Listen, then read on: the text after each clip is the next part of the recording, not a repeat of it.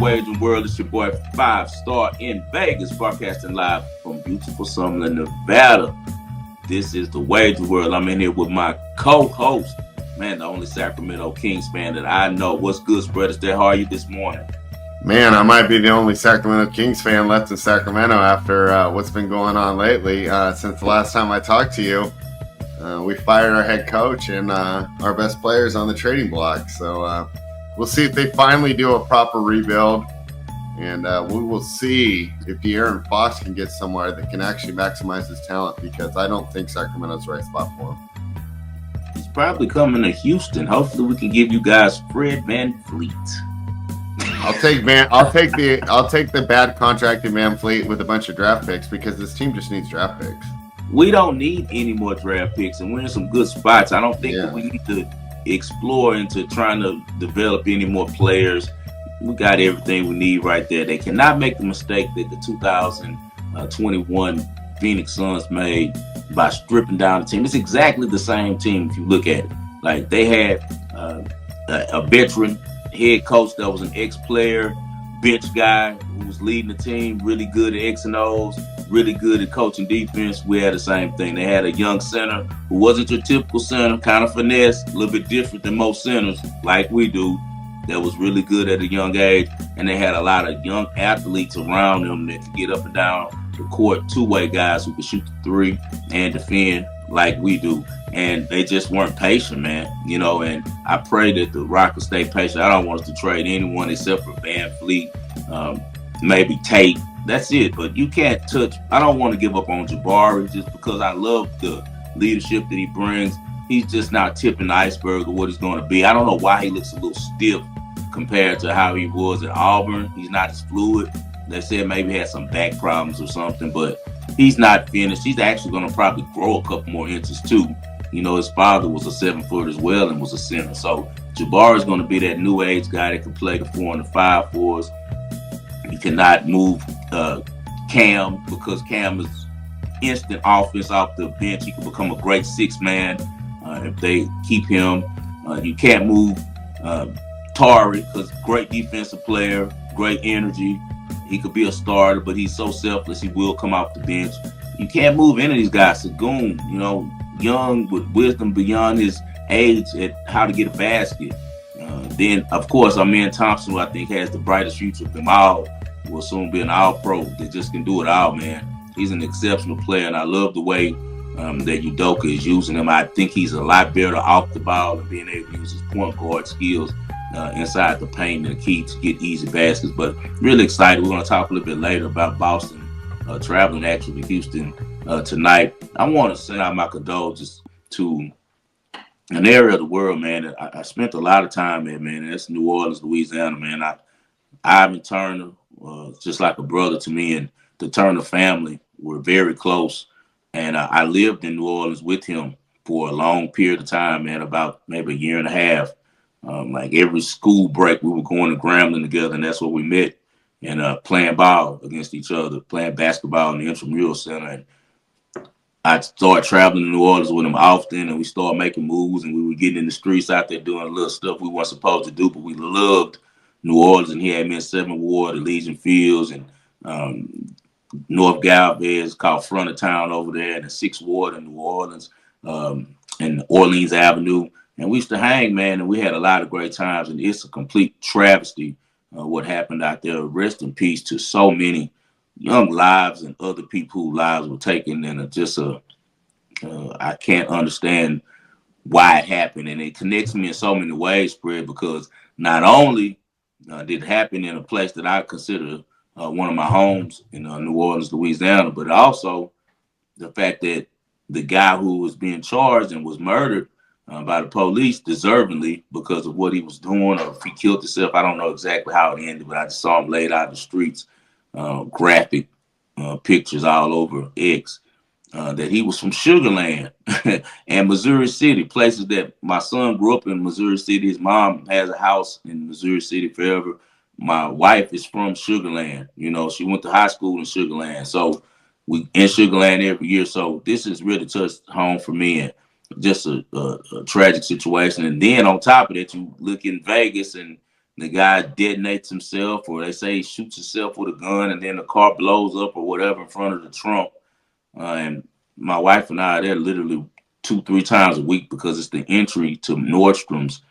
My wife likes to shop a lot, so we're at the mall a lot, man. And so we're always right there. And actually, our first date was at the Trump, and we walked across to the mall. Our first date in Las Vegas, the first time I flew in from Houston to Las Vegas was to the Trump Hotel, and that's why she has really fond memories. And this was years ago, way before all this political stuff was involved. And Trump was just looked at as a businessman, and it's just a lot of crazy stuff going on. People saying that it's a sign of what 2025 could be. I say that we take it as instead of warning, and say that maybe that make us get on our game and make sure that none of this happens again throughout the year. But everybody just stay positive, and let's pray for all the victims involved in both of those situations.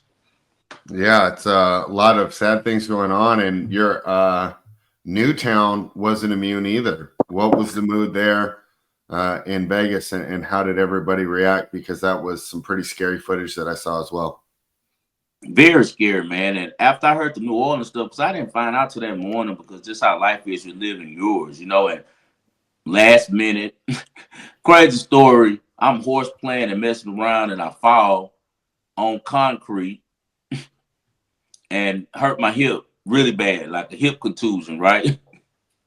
Like I slipped. I'm wearing some Balenciaga runners. The whole back layers tore off of them. These are my favorite shoes because they're so comfortable, man. And I'm playing around on the concrete and slipped on an angle driveway, fall, hip contusion, and I'm hurt. And I'm limping on New Year's Eve as me and my wife are going out to go watch the fireworks. We do that every year. But last minute, the babysitter called because we didn't think we were going to have a babysitter. We were like, we're not taking the kids out and that stuff. It was too cold and too much noise and too many people.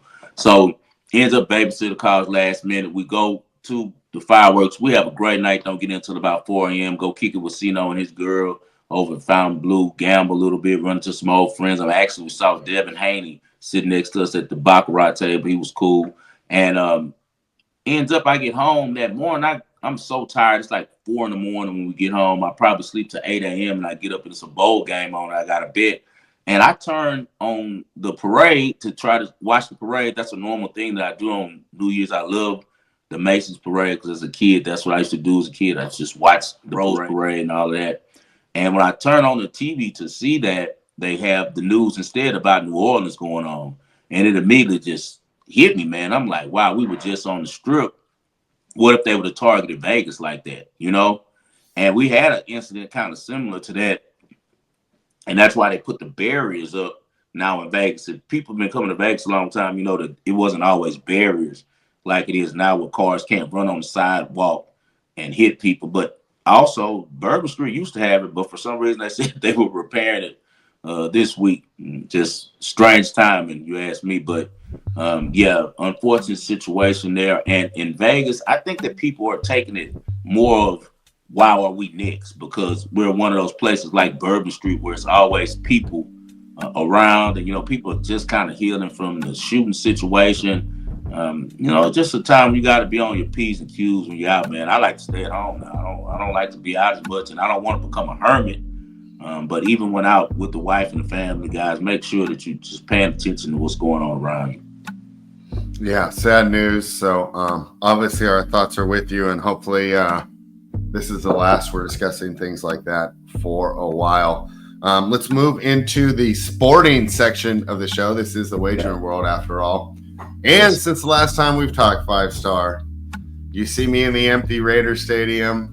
It feels like my dreams and hopes of rooting for Shedeur Sanders next year are gone. Now, of course, the Raiders could trade up for him. I personally think that would be a mistake because we've seen football's a team game, and even if we get him and he turns out to be good, if you can't add the players around him, no one man can win on his own. There's a heavy correlation between how good an organization is and a rookie's success. I think there's a reason why certain franchises seem to develop players better than others. Now it looks like New England will be at the top. I'll pull up Tankathon right now. Yeah, I just pulled it up. New England is the top. It's New England, Tennessee, Cleveland, Giants, Jacksonville, Carolina, the Jets, and then your Las Vegas Raiders. So you're at number 8, and my Saints are at number 10. Yeah, so it looks like we'll probably. I don't think they're going to trade up. I think the cost is going to be too high. They don't looks even like we'll have go. anything to trade besides maybe futures, like future Yeah, draft besides picks. future picks, and I just think that would be a terrible idea because it would suck to get Sanders and see him be so good, right? And then he doesn't have an offensive line, right? I mean, we see what happens with these teams when there's no talent around talented players. So it looks like Sanders might end up Tennessee, Cleveland, New York.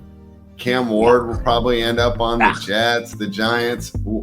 Now that we have a better idea, where do you think these quarterbacks will land? Who are some other players that we should be looking out for? And what are your thoughts on the new NFL draft order? Because when we talked 2 weeks ago, I was all getting ready to have a top 2 pick and come away with a quarterback. And now it looks like I'll be scouting defensive ends. Yes, but there's been a change of things now. You got to watch what's going on. So Deion Sanders and Louis Riddick are tight. They had a little conversation on X where Coach Prime's big up in Louis Riddick about he's that guy and he needs to be a GM and teams are slipping if they don't hire him. Guess who calls this morning to Louis Riddick and who he interviewed with? The New York Jets. New York Jets, yeah. Woody Johnson wants to make money. He's a businessman. He's going to clear out house. He's already said Aaron Rodgers isn't coming back. Devontae Adams isn't coming back. I think his play is Louis Riddick. Louis Riddick gets Shedeur Sanders. I don't know who's going to be the coach. Do they go get Pat Sherman, bring him from Colorado, and make him the coach and say, this is your get back at the Giants? And he's the head coach, and he knows Shedeur's game.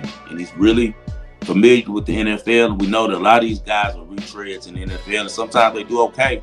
It's more about being a CEO type, and he's pretty good on the offensive side of the ball. Hopefully, they would be able to put some moves together to put some more receivers over there, because what I'm hearing is if they clear a house like that, they're going to send the kid back to Texas. Garrett Wilson back. He's from Austin. They're talking about they're going to send him to the Texas. That's pretty much behind the scenes is a done deal, I'm hearing, because the Jets want to clear house. But I think the rebuild would be Louis Riddick getting Shedeur Sanders, even if he has to move up.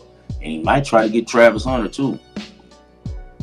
All right, we will see what happens there. This will kind of go in, and hey, we can mix it, too, with the stuff that you saw. But when we're talking about draft, I have to ask you about this. There's 2 running backs that have been dominating the college football conversation during the college football playoffs, Ashton Jeanty and Cam Skattebo, who both had excellent performances this season. But this is one of the most stacked running back classes we've seen in a long time. I wonder if this hurts the top 2 guys' draft positions, because you might be able to get a stud in the 3rd or 4th round with the way this is the deepest running back class we've seen in a long, long time. How do you think the running back position shakes out? Do you think either of these guys will go in the 1st round? And how many good running backs do you expect to see out of this class? Because I've heard we could see 5, 6 maybe coming and making an impact on the NFL level right away. Both of those guys are going to be overdrafted because they're overhyped. I wouldn't be surprised if Arizona is kind of silly enough to take Skattebo, because if you look at their team, they pretty much got everything covered. What do they need? They have a tight end. They got a receiver. James Conner's getting old, so I could see maybe them trying to bring Skattebo right there and, a nice media play.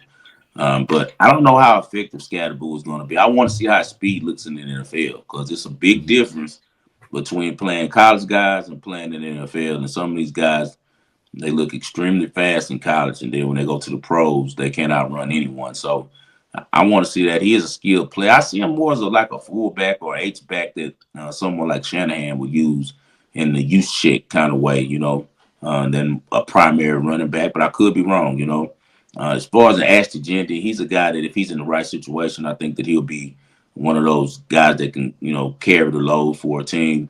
And the reason I believe so is because he's really good at breaking tackles, really good at being an elusive guy in the open field. And when he gets to the second level, he makes those guys miss and can break off big runs. And that means the only thing he needs is a good offensive line. And, this is the pros. much better blocking than he got at Boise State against teams like Penn State, who are the real deal, and it's a real huge talent differential. So I think Ashton Genty will be more successful than Scatterboo in the pros, but I don't think either of these guys really are deserving of a first round pick with the other running backs that come. There's nothing special about them that makes me think that they're so elite.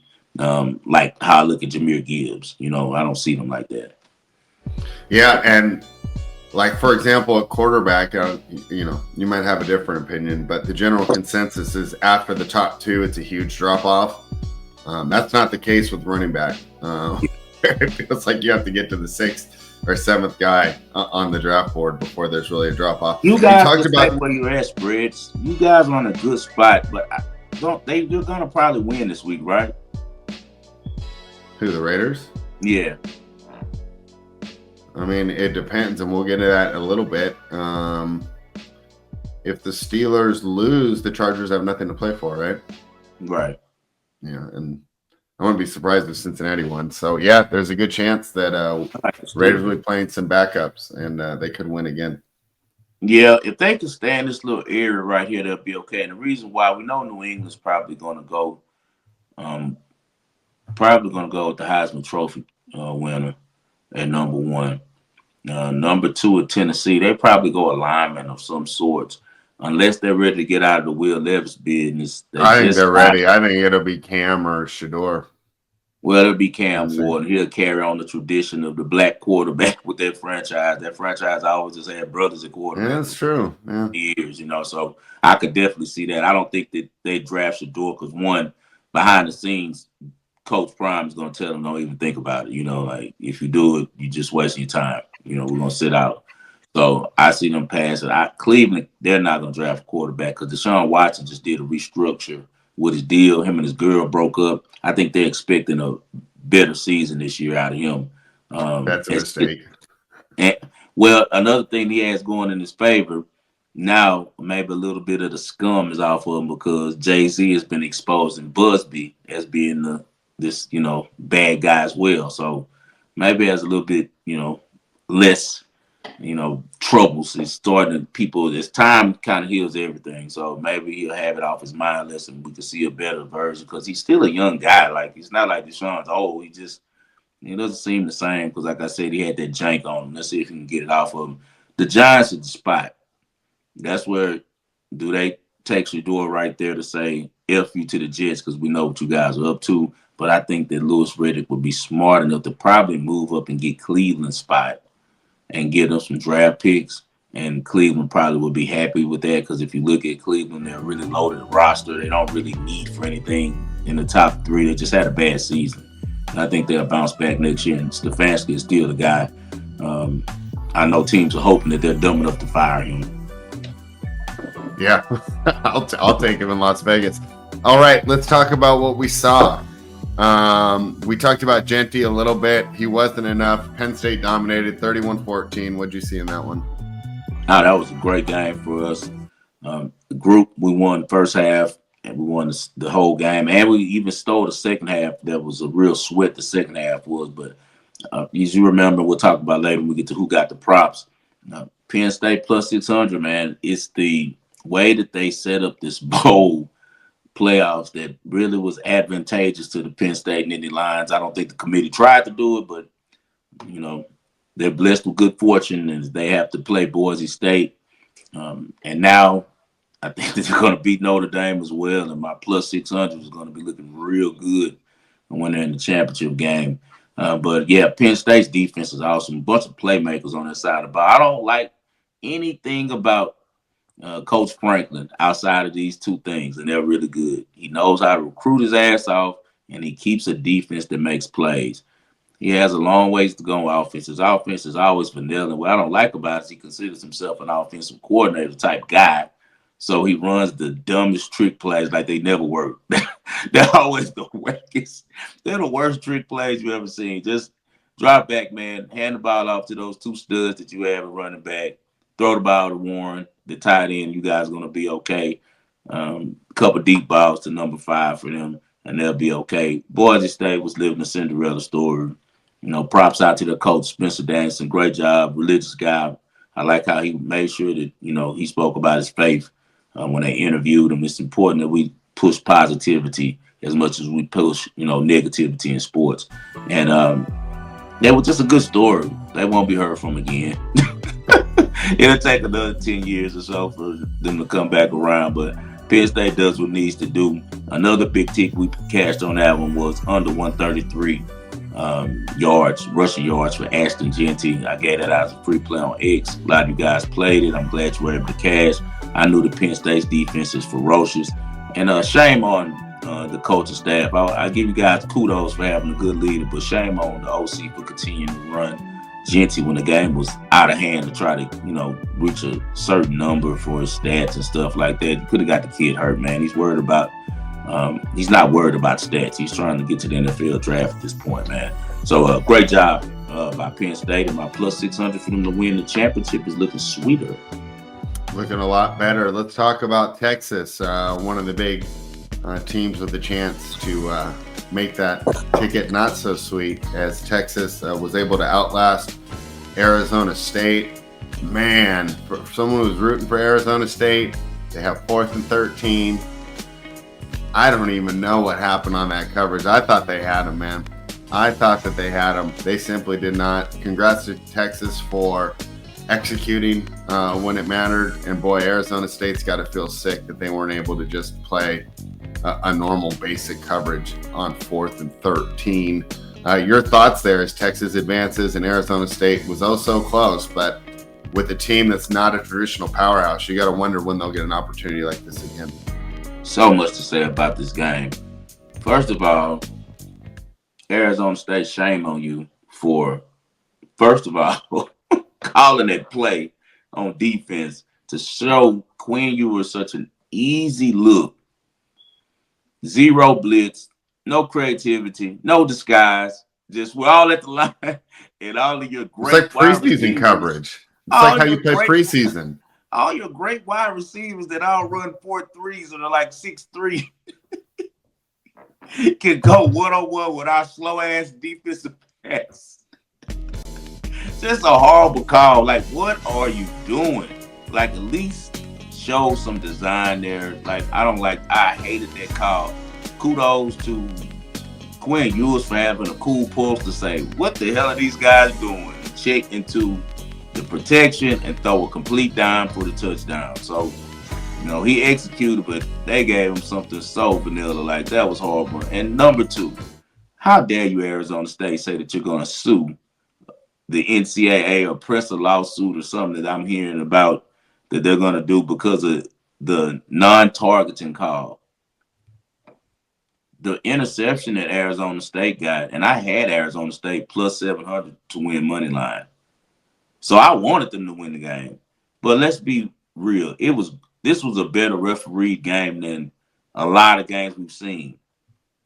You have to have some common sense when it comes to refereeing and know what's going on, the time, the place, the moment, right?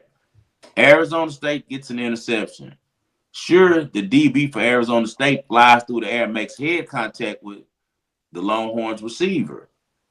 Easily could have been a targeting call, but the refs are smart enough to say, you know what, we're not going to change the momentum of this game. It didn't affect the interception. It didn't affect the play. The kid was trying to make a play for the ball, and it was incidental. It was unfortunate. It looked bad, but he didn't do it on purpose because we don't want this to decide the game. Then Texas got the same fair shake back with the guy when he made the hit, and they didn't get them off the field now, and because it was 4th down, they had gotten off the field. If they call that call, Arizona State can run out the clock and kick a field goal off a penalty. That's a judgment call. But the refs had enough common sense to say we did the same thing for for Arizona State, so now we have to do it for Texas. And to me, that's the best refereeing that you can have. I just want a fair game call, and I just want it to be the same calls on both sides. So they did that. So I have no problem. I feel like Arizona State, you should be crying about the decision your defensive coordinator made by doing a zero blitz with no type of design to it. You should be pissed off at your quarterback. He's going to be a good player. He might end up being a pro as he develops his passing game. He's with the right guy with Kenny Dillingham, because Kenny Dillingham can coach his ass off. But I have a big problem when you're running your mouth talking about you're going to show that you're better than Quinn Ewers, you're the best quarterback in the game, and you still aren't developed as a passer and you're missing your number one receiver. Just shut up and be humble, you know? And when that kid did that, I knew he wasn't going to perform well. That game was all about Scatterboo. He put his will on that game for Arizona State. And another thing that people don't know too, I can't remember the kid's name. I should have looked it up before the show. Number 7 for Arizona State was sitting out because he brings hats. He's a slot defensive back that can really bring hat, really playmaker guy, kind of Antoine Winfield Jr. type of kid. He had to sit out the first half. When he came in, he came with an instant impact and brought energy to that defense. He got that safety when he came in and brought the hat to that kid and blew him up and made him fumble. And after that, Arizona State's defense played better with him in the lineup. So props to number 7 on the defense. Kid, I'm sorry I don't remember your name. I'll look it up on the show and make sure I say it. But he was a great spark plug for that comeback by Arizona State, and as well as Scatterboo. Best game of the playoffs. As fans, everyone needed that game, and as bettors, we were really happy because we had plus 13 with Arizona State for a big amount. Yeah, Arizona State able to cover but not get the win. Rose Bowl wasn't as exciting as I hoped. 41-21. I didn't even really feel that close. At no point watching the game did I feel like Oregon had a chance to win. What were your thoughts there as Ohio State? They had lost to Oregon earlier in the year, but now the Big Ten conference champions are out, and now Ohio State's got a good chance to win a national championship. Everything old 5-star tells you, sooner or later it's going to come to pass. And one of the guys that I said was going to disappoint their fan base was Dylan Gabriel. I said at the beginning of the year he had been cruising along and looking like that guy, but he was exposed when it mattered the most. Really just a poor job of being a professional by him. Absolutely poor job. And why I say professional is because now you're getting paid. He has one of the bigger NIL deals in the game of college football. So, it's just like you're supposed to be ready to play. The day before you're goofing off, you're high. Everybody could tell during the interview he was baked. I don't know if he took an edible, smoked, or whatever he had done, but he was definitely impaired on something when he was doing the interview. Bro, I'm not judging anybody. I partake. There's nothing wrong with doing whatever you do, man, when it's a time and moment for that.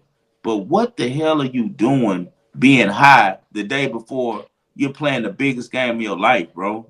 Like, I don't get it. And then, how I think about Dan Lannon. I don't care for Dan Lannon. I think he's a jerk.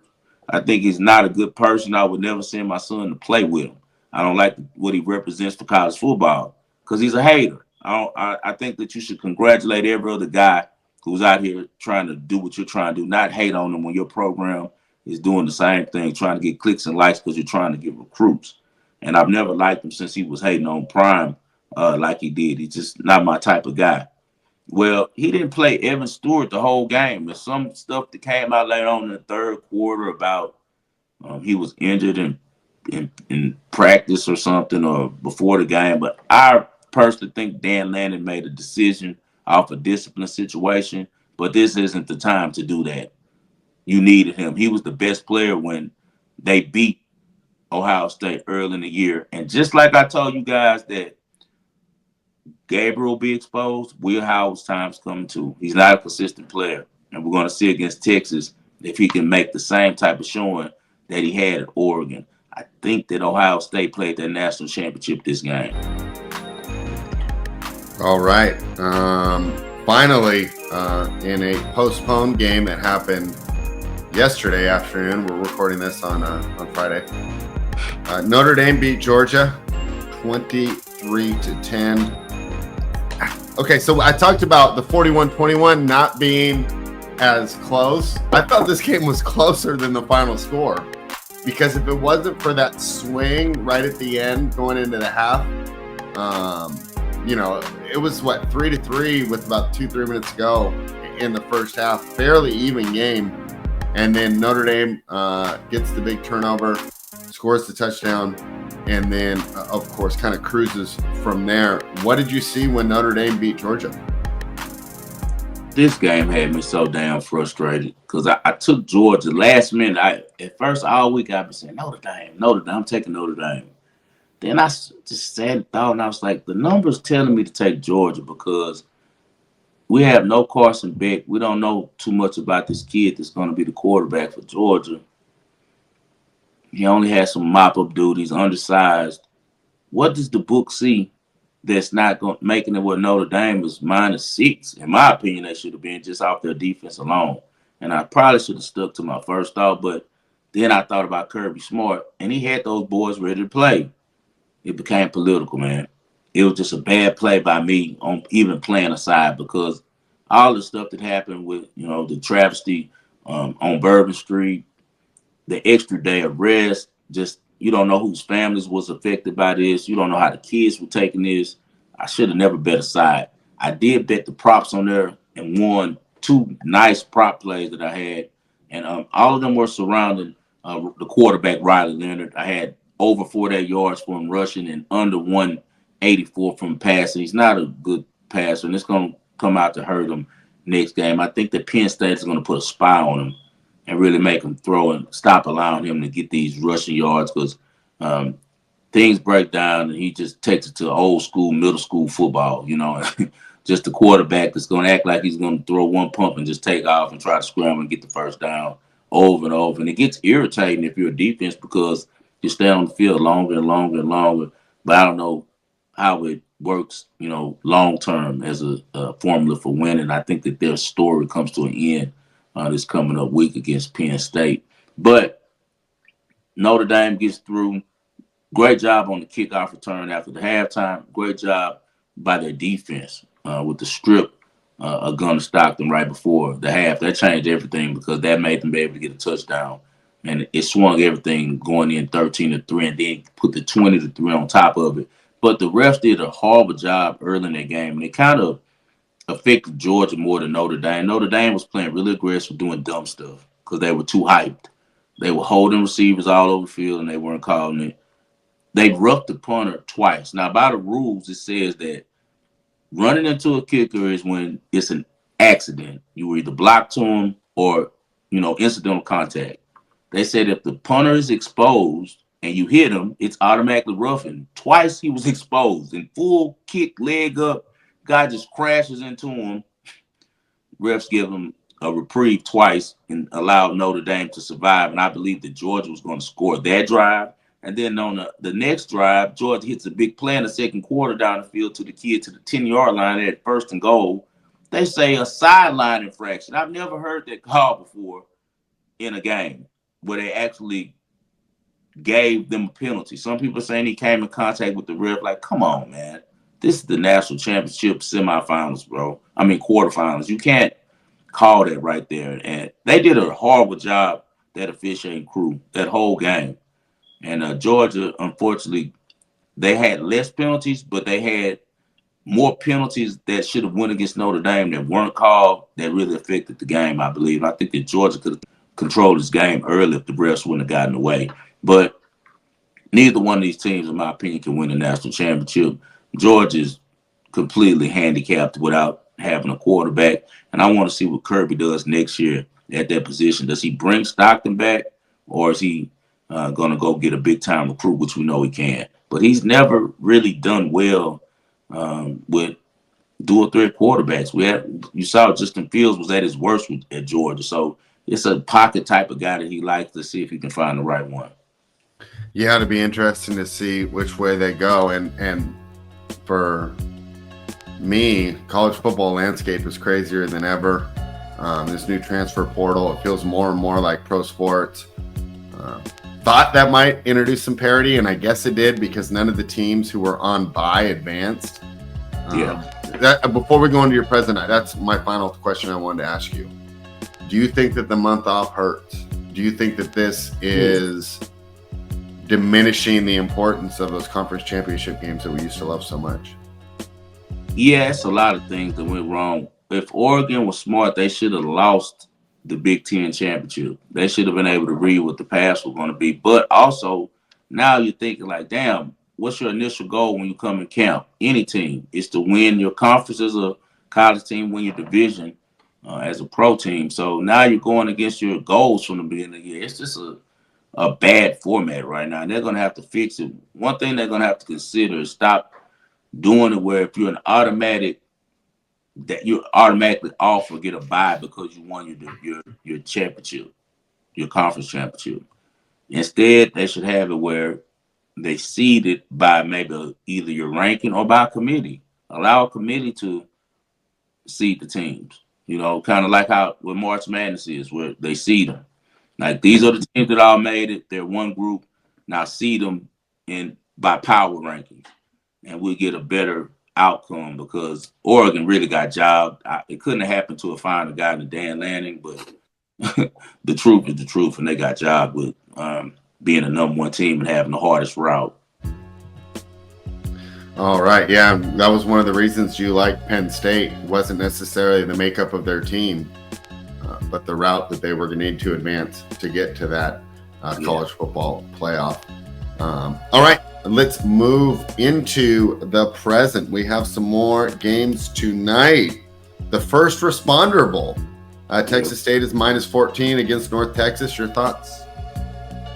This one right here it was supposed to be a shootout, but it ended up not being a shootout. And the reason that it's not going to be a shootout is because the starting quarterback for North Texas is out, unfortunately, man. And he's the key to their offense. Kid that it's funny because it's like the whole teams on both sides of the ball are Texas people. You know, our Texas kids, both the coaches are Texas guys. So it's going to be a real Texas game in Dallas and things like that. But the problem for both teams is going to be the transfer portal, man. They lost a lot of people. You had 16 guys leave from North Texas, and you had 11 guys leave from Texas State. Then you had the quarterback, Chandler Morris, from North Texas. He was third team conference. He's going to Virginia now. So they won't have the normal trigger man, and they're going to be running with a kid that hasn't played a lot of football, Drew Mestermaker. And I'm not going to ride with him against Jordan McLeod and the Bobcats. These guys are fifth in the FBS in total offense. They put up a lot of points. Jordan McLeod is electric, and he's a really consistent passer, 69.6%, 2,920 yards, 29 touchdowns, only 12 interceptions. He is going to be without his normal starting running back. One of his receivers will be gone, but that's fine. Those guys are pretty deep over there. They got a lot of young Texas high school talent over there, and GJ Kenny knows what to do with them. We're going to cut this game in half. I played it really big, me and the group, and I'm going to give it to you guys too. By the time this gets up, you probably won't catch it, but I did give it out on ESPN 975, so hopefully you tuned into that, and I will tweet it out maybe an hour or so before the game. But you can put it in our spread. We're going with Texas State first half -7.5. Sounds good. I will be placing that right now. 5-star. We've hung out. We've dined together. And you know there's one thing that I do not like at all. You or I. You or I. That's why we're I think that stuff is so gross. And I almost wouldn't even want to win this game. I've never tasted it. As a kid, I chose it early as one of the things I did not want on my plate or a sandwich. I don't even know what it tastes like. I'm not for opting out of college, but if anyone opted out of this game, I wouldn't be mad at them because the winning is just so gross. But aside from that, Minnesota Golden Gophers are -9. They're taking on Virginia Tech in the Duke's Mayo Bowl. So nasty. They poured on the head coach after. He's got to be one of these coaches to say, hell no, I'm not doing it. But I know PJ Flick will. He's so goofy. I know he'll let him pour the mayonnaise all over him. Just, like you said, so disgusting. But to the football. On the football side of things, you guys forgive me a little hoarse. Brent Pry will not have his full team. We know that. We know that Kyron Drones, I don't know if he's playing or not, man. He's been battling with injuries. If he plays, I think that they can money line him. But that's what we're waiting to see right now. And as the information comes, I'll let you guys know. But if I can get Kyron Drones in this game, I think that Virginia Tech can get this thing done.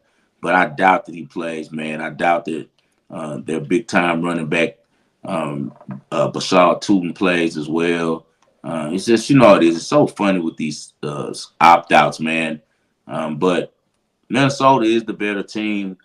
But Virginia Tech can play with them if they had their full deck of cards. It's going to be a pass for me. I'm not going to make a play, but I do lean Virginia Tech. Just too many points because even though Virginia Tech doesn't have drones, they do have a decent backup quarterback as long as he plays. I don't know if I haven't heard anything about him being in the transfer portal or not. But this kid can throw it to William Watson, man. And if William Watson plays, he's a little undersized, 5'11", but he has some good numbers, man. He's not a bad player at all. So I think they can still hang around. But until I get a clear understanding on who's going to be playing, I won't be investing my money. All right. So everybody's talking about these other games, but only the true college football aficionados are able to break down this one. And that's, of course, the FCS National Championship. Takes place Monday night. Montana State -3.5 versus the FCS powerhouse, right? They're the Crimson Tide of the FCS, and that's North Dakota State. Who do you like here? These two teams are the best teams in this division. But what's strange is that a lot of people don't know that the two quarterbacks are really, really highly ranked as well. The two quarterbacks happen to be number two. Well, they have number one is Tommy Miller is ranked number one by PFF out of all quarterbacks in the FBS and the FCS. You remember I've been talking about him for a lot of years on here. Spread, we call him Tommy Football. Some people call him Touchdown Tommy, man. He's a mythical legend in Montana, man. One of the best players to ever come through Montana State, man. And Brett Vegan, their head coach, does a really good job of playing to his strengths, man. And the Bobcats are undefeated this year. The other side of the ball, you got another baller over there at quarterback with Cam Miller. PFF ranks him as the third best quarterback out of all the quarterbacks in FBS and FCS. So this isn't just, you know, for the little football in these rankings. These guys are respected highly how they run their offenses by PFF. So really good players. Did you know that Trey Lance's brother is a really good player for North Dakota State? He's their top receiver, man. He's almost at 1,000 yards. He has 16 touchdown receptions. He's a baller, and he's going to go off this game. So he's Cam Miller's favorite target. So this is going to be a really fun watch, a really good game. Everything says the over because both teams are so explosive, and the over is just too high to me with the type of teams at the heart these teams are. Even though they're throwing the ball over the field, at the heart, both of these programs are based on defense, running the ball. Both of their programs have always been about that. So I think in a championship atmosphere, they're going to go back to that. So even though I know they're going to put up some points, it still is an outside game. I don't know how the weather's going to be Monday in Frisco, but sometimes in Dallas, it can get a little cold, man. It can get a little windy, and that wind is a real problem when it comes to throwing the ball. So I won't be touching the total. I'm not a totals player anyway. But I will be taking the 3.5 for North Dakota State just because they have a traditional winner. I know they're going to play their best. And anytime I can get points with a team like that, with that type of tradition and foundation, I'm going to always take it. Don't get me wrong. Montana State is lights out. Both these teams have really good defense. And Montana State holds their opponents to 17.7 points per game. And North Dakota State holds their opponents to 17.1 points per game. So this is going to be a really, really good matchup. When it's even, I got to take the point. So give me plus 3.5 with North Dakota State in the national championship on Monday. Can't wait to watch it. All right, and that should be a fun one as the college football season is wrapping up. Let's move over to the National Basketball Association 5-star as tonight your Houston Rockets host the defending champion Boston Celtics. I think this is an interesting game, and of course, you know, I do handicap NBA, so I can give you a little more in-depth breakdown. Boston coming off a big win in Minnesota last night. They won by 3 points. They were able to cover. The game went over the total. That was Boston's second win in a row. Houston's most recent game was on New Year's Day, where they beat Dallas. Houston is really coming along this year. When we're looking at their records, the Houston Rockets are 22-11 this year. The Boston Celtics are 25-9. So while in our minds, we have the Celtics just way above the Houston Rockets, they're only 2 less losses here for the team. Of course, a couple more games played. But one thing I also want to look about at 5-star is just their performance against the number, because everybody knows the Celtics is good. The books aren't just going to simply let you bet the Celtics at a nice discounted price. That's why the Celtics are only 14-20 this year against the spread. They're 7-8 against the spread on the road, and 14-19 against the spread as a favorite. They won 25 games this year, so it shows you they're winning a lot of games without covering. On the other hand, the Rockets came in this year probably a little undervalued by the market, so they're 20-13 against the spread, 11-6 at home, and they're 2-0 against the spread as a home underdog. The current line I am seeing for this one, let me pull this back up. Bookmaker logged me out, but I know the Rockets are a short home dog. I am seeing. Do you have a number on this? I'm pulling it up right now. +2.5. Rockets +2.5. Okay, it's down to +1.5 offshore. So the Rockets are taking money with the Celtics coming off that back-to-back. What are your thoughts here as your favorite team goes against the NBA's champion? This is one of those games where I think it's going to mean a lot more to the Rockets and to Ime Udoka. So I think that we see a better effort from the Rockets. I think the Rockets do win this game outright. The city is starting to get more and more behind these young kids. They like how they play. They like how they've taken on their coaches, mantra. And that's what happens. Every team is a reflection of their head coach.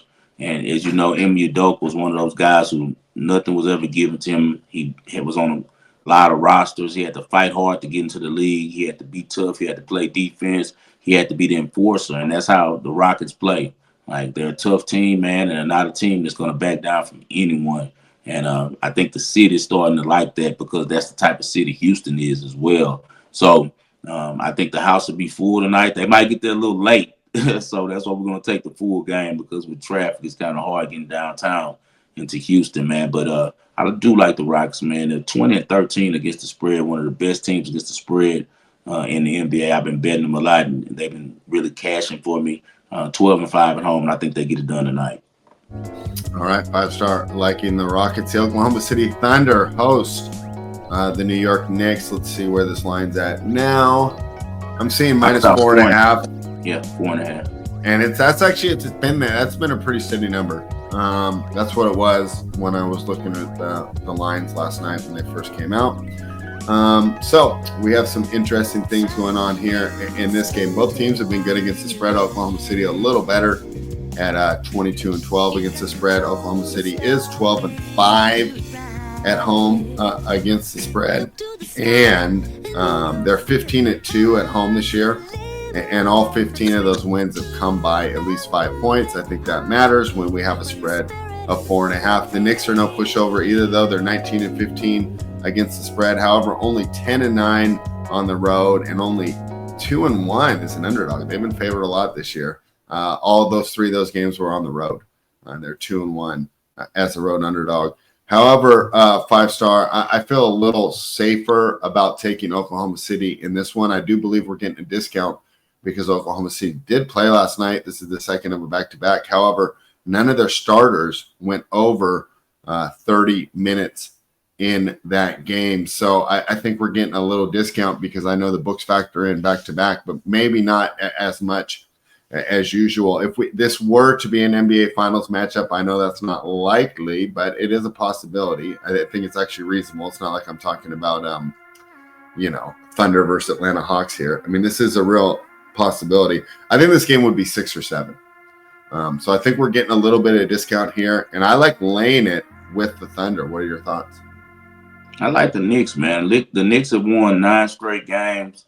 As you said, they're on a back-to-back. I know they're a young team, but still back to back on anyone at this level of competition. You have to start feeling it a little bit in the fourth quarter. So I think if the Knicks can keep it close, that they'll have the advantage at the end of the game. I think that Brunson will be able to close the game, and we've been seeing the best of Cat. I've been calling for years for the Knicks to get Cat, and I'm glad he went over there and he's playing his best ball. I knew that he would be really good playing for the Knicks and under the bright lights, man. And he's done a really good job this year. And also, quietly, Kel Bridges is doing a really good job as well. He's having one of his better seasons. And I just like the Knicks and how they match up against the Thunder. And like I said, even though they play less than 30 minutes and they're a really good home team, I just think the Knicks will be fired up for this game. It's a Friday night game.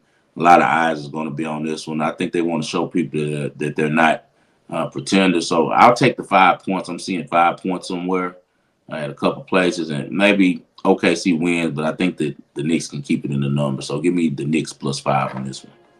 All right, and you can see why that number's held steady since last night. I think we both made good arguments in both directions. So before we get on to Week 18 of the NFL, let's kind of review some of the futures bets that we made in September. 5-star, a lot of these are looking good, so we have to be pretty happy when the season ends, and of course we'll get that influx of cash into our accounts.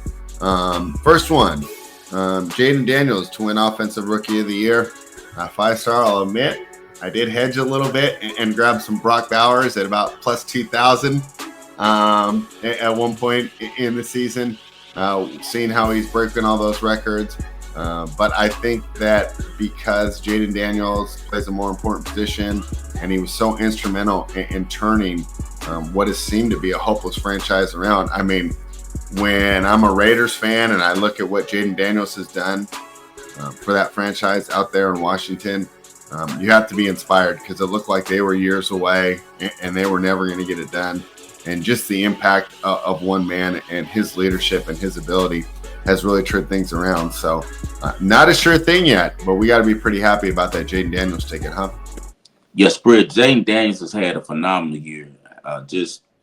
Honestly, he's even exceeded my expectations for him. And we were the first show talking about him, right, Spread? Like, what was it, 2020?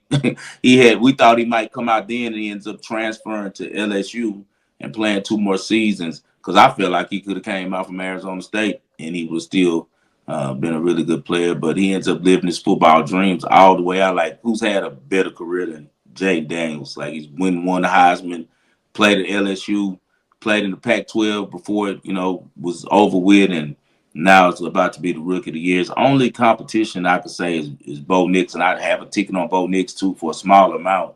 But I knew that would probably be the only other person who could get in the way of him winning it, and I think that he sealed it with so many dramatic plays at the end of the year. Some of the most memorable plays in the NFL were Jaden Daniels involved. I'm sure he's going to win an ESPY for one of those plays that he made.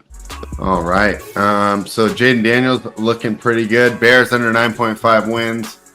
That was a slam dunk. That was my biggest bet, spread out all the props. Yeah. That was the one that I slammed. I just don't know what the hell goes. Well, I do know what's going on. Remember, we talked about it when we made this bet that it's the media, man. And the books are very smart.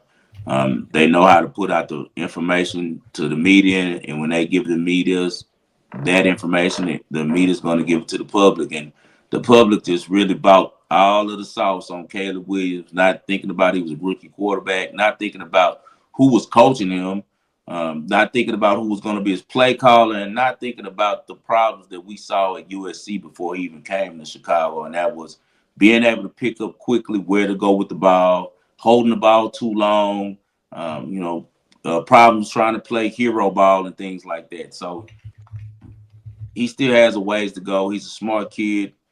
His numbers are decent, even with a bad organization. And also, we talked about the Bears just have never developed quarterbacks. You can go through their whole history.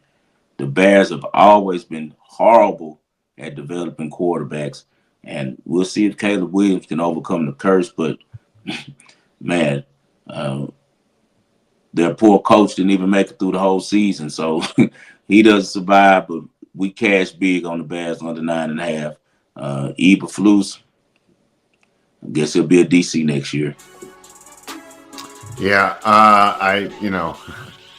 there are some issues with Caleb, but to me, that bet is on the organization as a whole.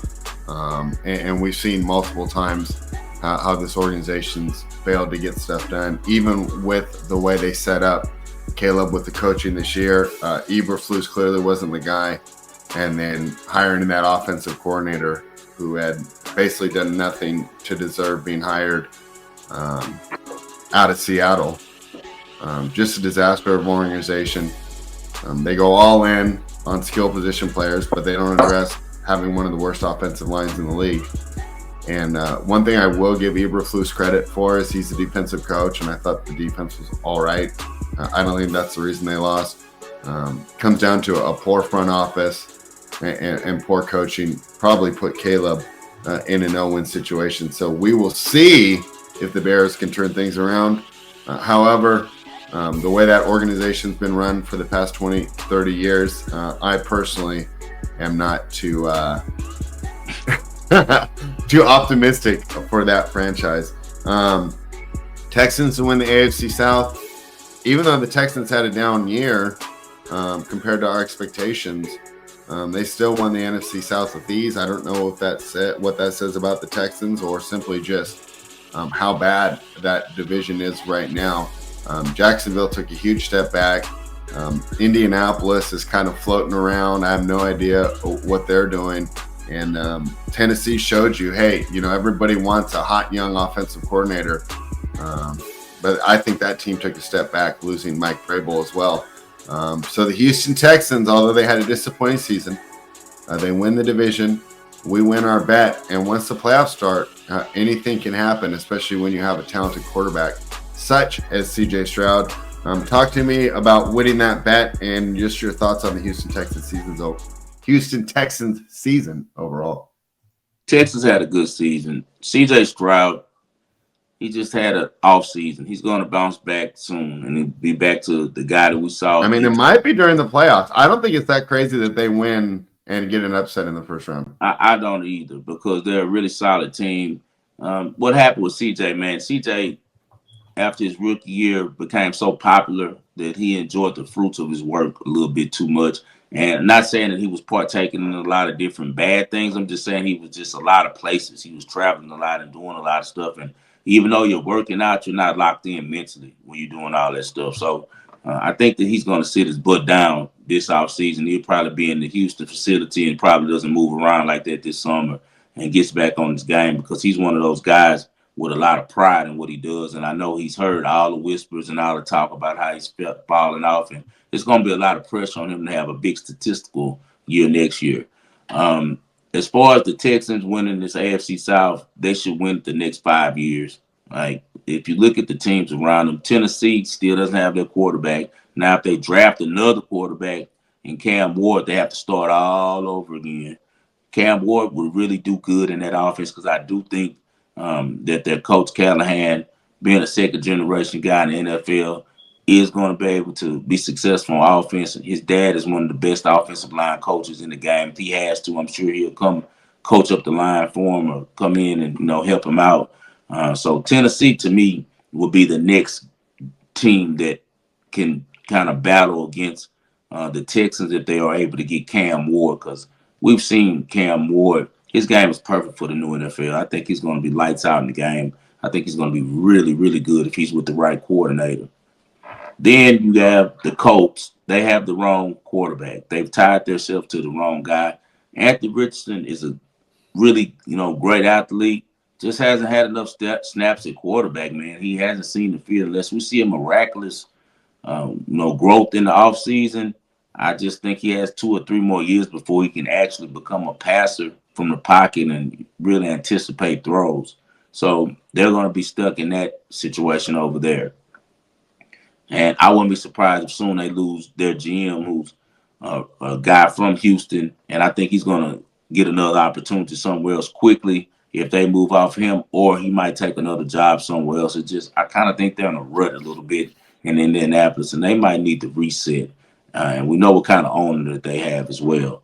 And then you look at Jacksonville. Jacksonville, what are they going to do? Are they going to move to London? I don't know what they're going to do, but they got to do something. I'm sure that Doug Peterson probably gets let go, in offseason. So that means they got to start all over again with a new regime, a new approach.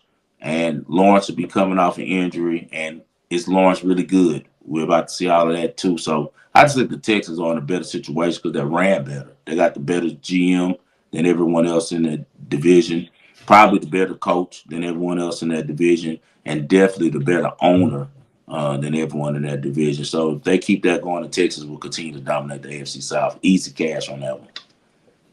There's not a lot to say positive about any of those other teams. The Colts are probably the best run team, and they're ran by Jim Irsay, who's an absolute nut. Come on, man. The Titans ran out. Keeps them together, man, for them. Yeah. The Titans ran out a great overachieving coach for what? And don't even get me started on. And speaking of that, I forgot to tell you that might be Louis Riddick's guy. I don't know how him and Vrabel's relationship is, but I know that Louis Riddick is smart enough to know that Vrabel's a great coach. I'm hearing that the Jets might hire Vrabel, but we have to now see if Vrabel's relationship is right with Louis Riddick, where it all can kind of mesh. Yeah, and if they do get along, that could be a potent combination. And yeah, the Jacksonville Jaguars with Tony and Shad Khan. I mean, it's just a disaster there. And I'm kind of feeling it too as a Kings fan. It just kind of sucks when you're rooting for a team that has a terrible owner. Yeah.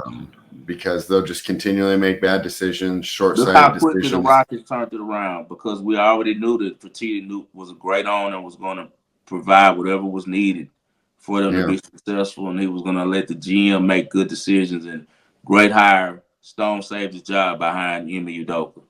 Yeah, and there was patience with the team. They didn't expect to win every single year. They understand that there's ups and downs in sports. I think that both Vivek and Shad Khan show some problems with impatience, and it's overall costing the development of their franchise.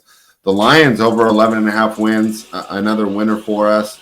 If we would have been having this conversation a month ago, we would say they are by far the favorite to make the Super Bowl. However, the number of injuries this team, boy, feel bad for a franchise, right? They finally get things right, and then they're cursed by the injury bug. Talk to me about the Lions season.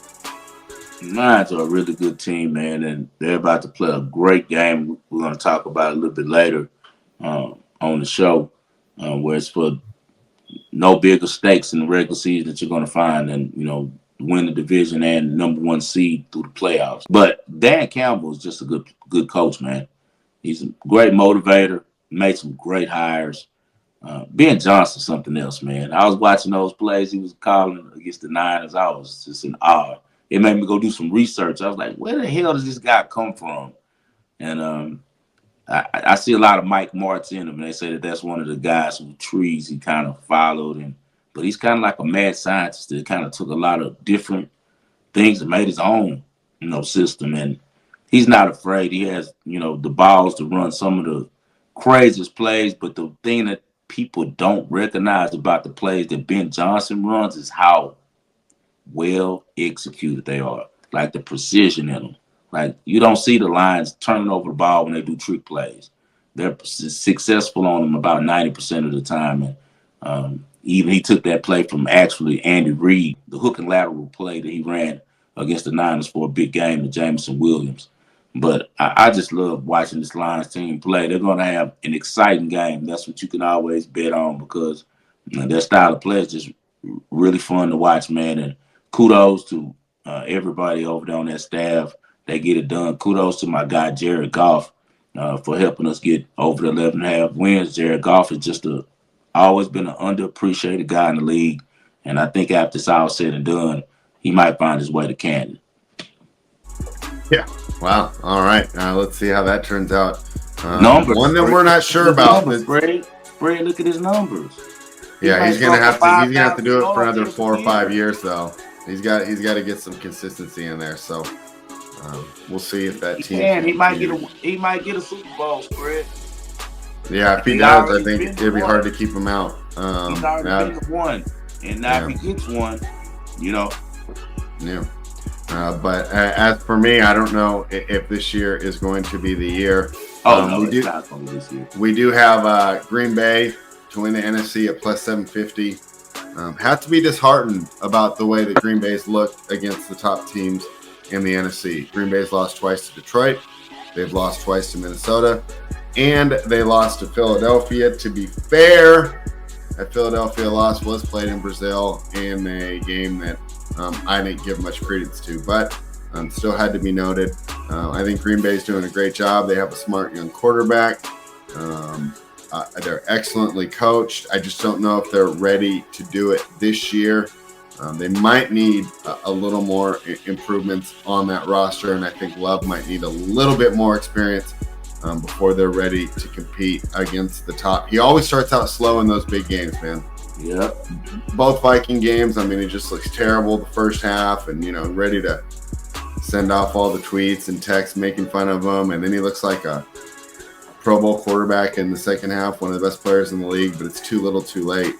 So obviously this ticket's not dead. I mean, this team can fight, but as of right now, I'm not too optimistic about the Packers to win the NFC. To me, it feels like it's the Eagles' conference to lose. However, we know in the playoffs anything can happen. What are your thoughts on holding that ticket, and do you think there's a chance it could still cash? It's a chance just because, as I've said many times before, Green Bay has the most versatile offense in the playoffs heading into it. They play outside and inside, and it's looking like no matter what, though, with Minnesota and Detroit having the top two seeds, regardless of what happens, it's going through the dome. So that's perfect for them. They're going to have to win some shootouts. Now it's going to come down to Jordan Love outshoot Jared Goff. Can he outshoot Sam Darnold? I think he can. One word I do have about the ticket, I haven't made much traction. It's still 7-1 now, so it's basically the same ticket I can get right now that I got preseason, and that's never good when you forecasting for these things, because you want the market to move a little bit. But I wouldn't double down. I'd probably take a flyer maybe on the Rams at 12-1 now. Yeah, their defense hasn't given up 10 points in the last 3 games. So it seems like that young defense is coming together, and we've seen before McVay and Stafford make a run. We know Cooper Kupp is still there, and now he's the second guy behind Puka Nacua. So he's really a big-time player in the playoffs. We've seen it before. So keep an eye on the Rams. That's a good investment for me to make it 12-1. I think that they probably play, Washington first or someone like that, and I think that they can beat Washington in a playoff situation. So keep an eye on the Rams. You're not going to like this, but they might have the best quarterback in the NFC of all these playoff teams. I know that a lot of people don't want to give Stafford credit, but he's done it for a long time. I'm not going to disagree with that. He's the one with the Super Bowl ring. I mean, he's the only one with a Super Bowl ring, so he's the best. And it's not like he was riding someone else's coattail. He was the guy. So, man, come on. I respect Stafford, man. Stafford is a baller. So if I can get the best quarterback and arguably the best coach at 12-1, maybe that's something I'm looking at adding as well. That's what I'm saying. The Rams, they can get it done, man. They could beat the Eagles, beat them earlier this year. I think that the Rams are someone to watch at 12-1 because they're one of those teams that's peaking. And I feel like the Packers, they're so funny style. It's nothing that they've showed me except that they can cover the spread on the back door on all these games in the playoffs. Like, I don't think they're going to win. It's like you said, they start too slow for some reason. And I don't trust their receivers. Their receivers should have developed more this season, but they look just like they looked last year. They dropped too many passes. And then Jordan Love gets the brunt of the blame, and he's throwing some dimes right to him, and they're dropping that shit, So I also think he starts pressing a little bit after the drops. It's something they're going to have to work with him because I think he feels like, God, I got to win this on my own. Yeah, you have to. Rightfully so. We see that in basketball too. Sometimes because all the receivers in him are all the same age, so he's like the leader. So man, and he was there before all of them. So I don't know, man. Those receivers for the Packers got to step it up, man. Way too many drops from all of them. All of them dropped the ball way too much. That's why I can't bet them, and I don't feel too confident on that ticket. I lost the Seahawks to win. Yeah, I was about to bring that one up.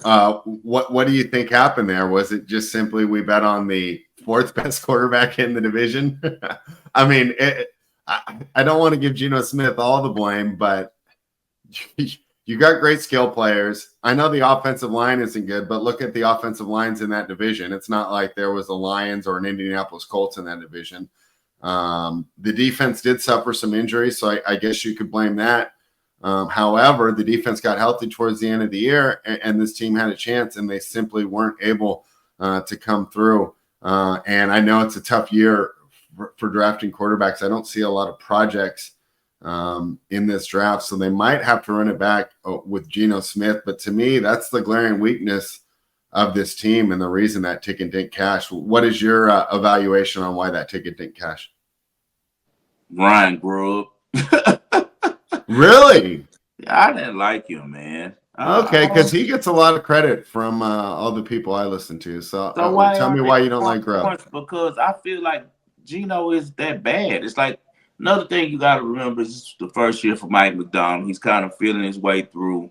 I thought he would be a little bit better and more consistent. He was a good coach at times, really good, and then really bad. And I don't like that. You know, I'd rather you just be all the way bad, all the way good, because it's hard to read them as bettors. If sometimes the Seahawks like they can play with anyone, because we know on the talent level they were stacked on both sides of the ball when healthy. But I think it's having a DC as your head coach. I don't really like defensive coordinators as the head coaches, you know. And Houston, we got two defensive-minded guys in the NBA and the NFL, and they're doing really good. And I hope the best for them, and I hope they continue it. But unless you pick the right guy to run your offense as a defensive guy and allow it to be where he's pretty much the offensive head coach, it's going to be problems because defensive guys are a lot more timid, and they always want to do things to play towards the defense. And in the way that we play football in 2025, that's not smart. You're going to lose the game at the end. So I don't know.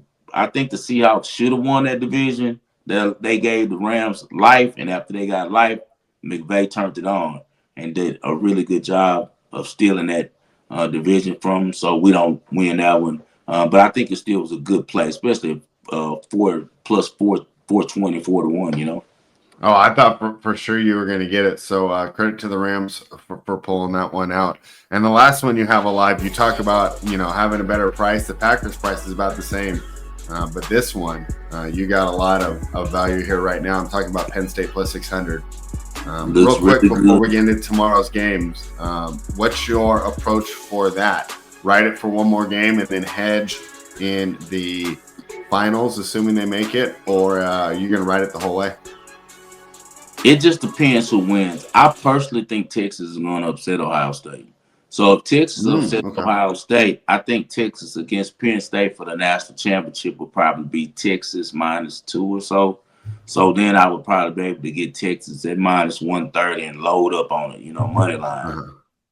If Ohio State gets there, I'm not going to have a lot of room because Ohio State against Penn State again would probably be a 6.5. So now I'm at -280 or so, you know, so that's no room. So next game, I'm for sure riding out. I think Penn State beats Notre Dame. I think it's another ugly game like the Georgia game was, but Penn State is able to win off of turning over Riley Leonard in the passing game and off of one of their two of those running backs. One of them has a good game. And I think that Drew Aller does just enough. I think Drew Aller is a much better player than Riley Leonard is, but he has to be empowered. And the play call about Penn State doesn't empower him, but he has all the skill sets. He's a poor man's Josh Allen, to be honest. Like, Drew Aller is probably the closest spec that I've seen to Josh Allen out of the players that we've seen come through college football. Like 6'5", he can run about a 4'5", 4'6". You know, he's fluid. Only reason he's not really running now is because he got hurt early in the year. But this kid can run, and he has a super strong arm. So if he can get his mentality right, because Josh has a mentality as, you know, I don't give a damn who you are, you know, and that's the problem. Oliver doesn't have a lot of confidence in himself like he needs to. So hopefully Frank can get that confidence in him, because if he plays like the person who he's supposed to be, that his skill sets with the good Lord has blessed him with, Penn State should win the national championship. They have the best team. They have the best players. think they have the best coach though, and that will No, that's another reason why I'd rather why go did you against have Texas. why did you have to mention that guy? Because this is the first time I've ever seen James Franklin win a big game. We could, but look who he played. That's why it's so damn.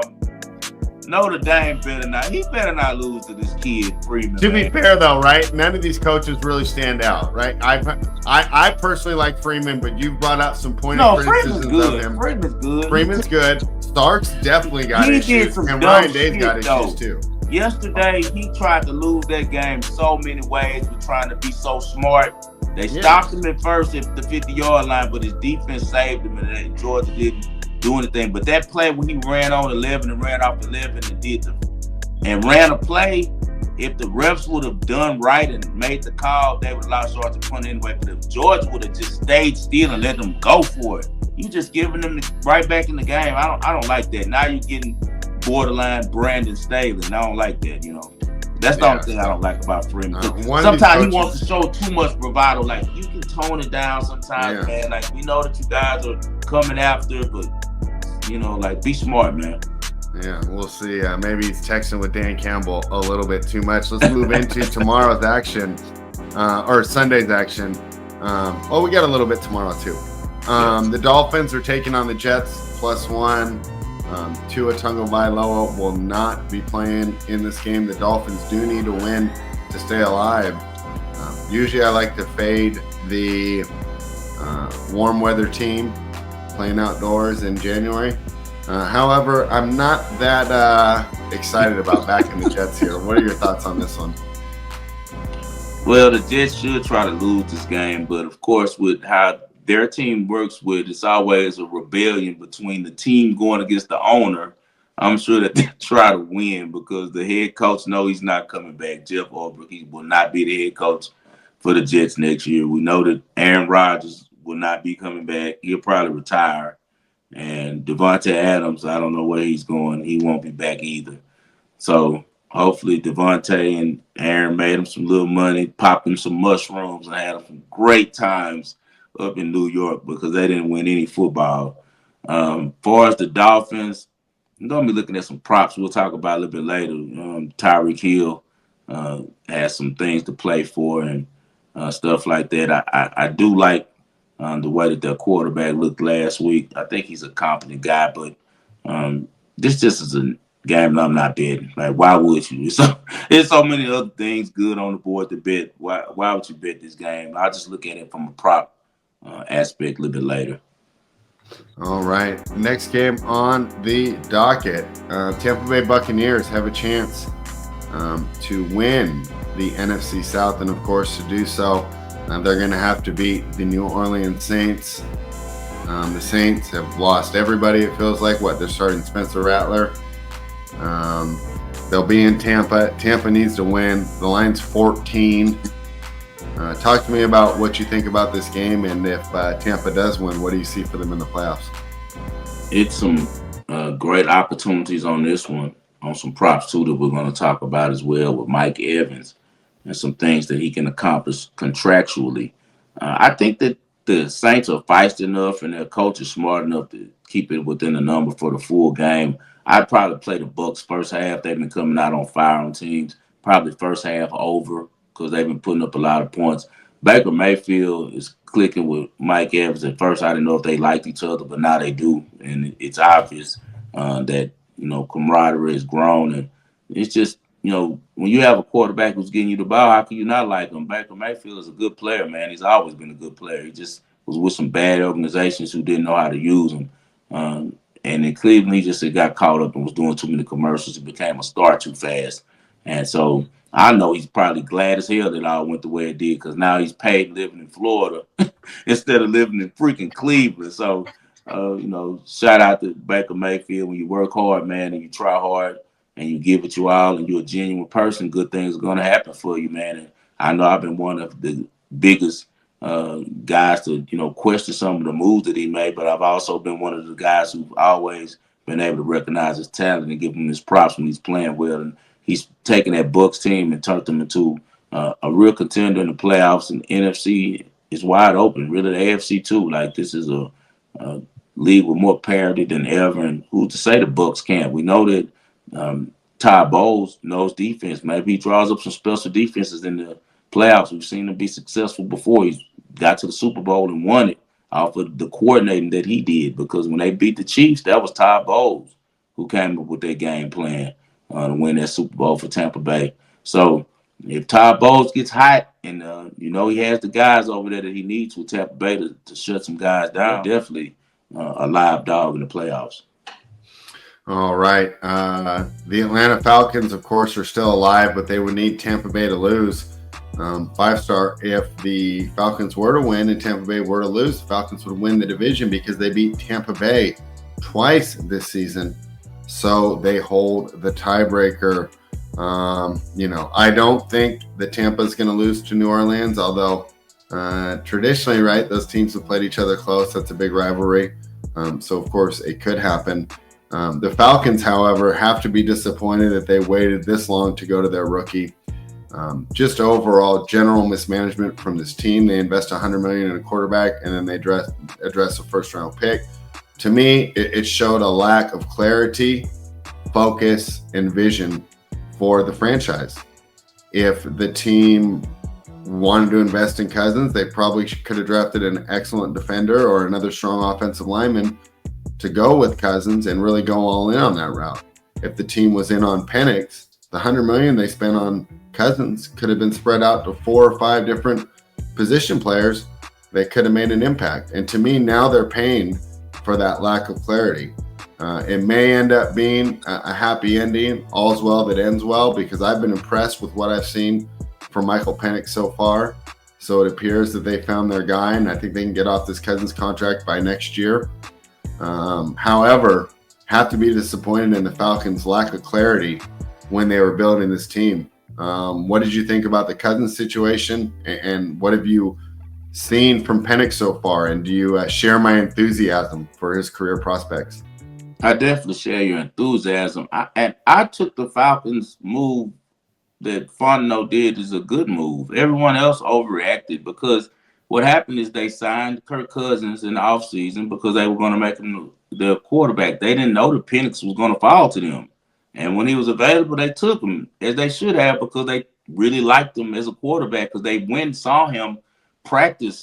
They had a private workout. Arthur Blanks and their GM, Fontenot, they went out there and watched him throw, and it was supposed to be a sunny day, ended up being a complete shitstorm. You know how it gets to Seattle. They said it was horrible.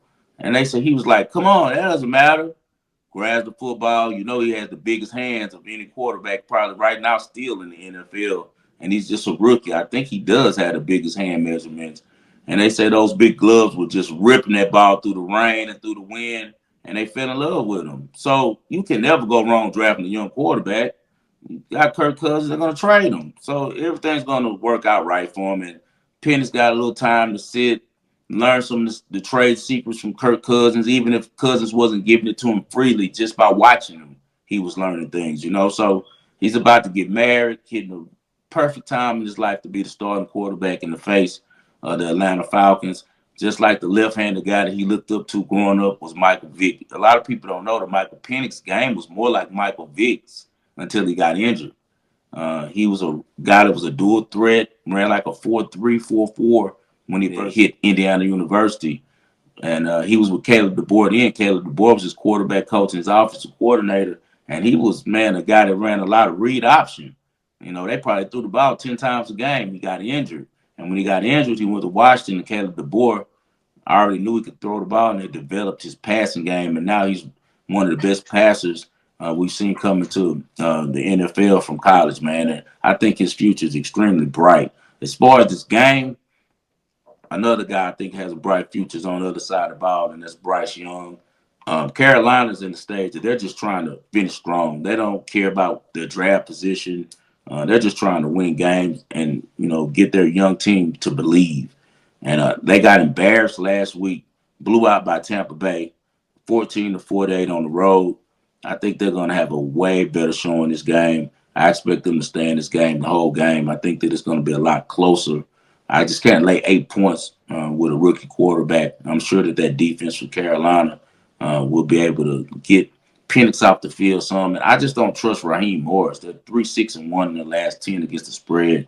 He's not a really good coach, man. He's a good defensive guy and motivated, and guys want to play for him because he's a nice guy.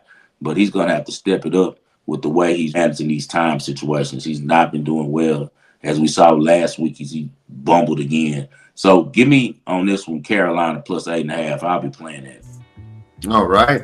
5 stars on Carolina. And during our offseason show, we'll talk about Bryce Young. I'd like to say that we were a couple of the people that said don't give up on this kid yet, Yep. and felt that he got an unfair shake.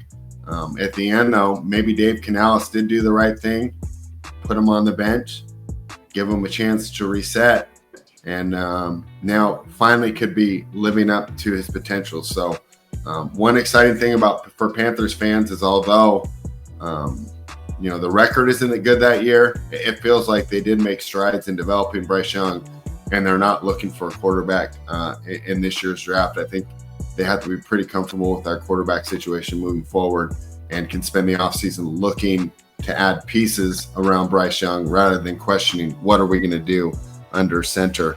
One of the biggest games of the weekend takes place on Saturday, 5-star, and that's the Cincinnati Bengals, who are laying 2 in Pittsburgh against the Steelers.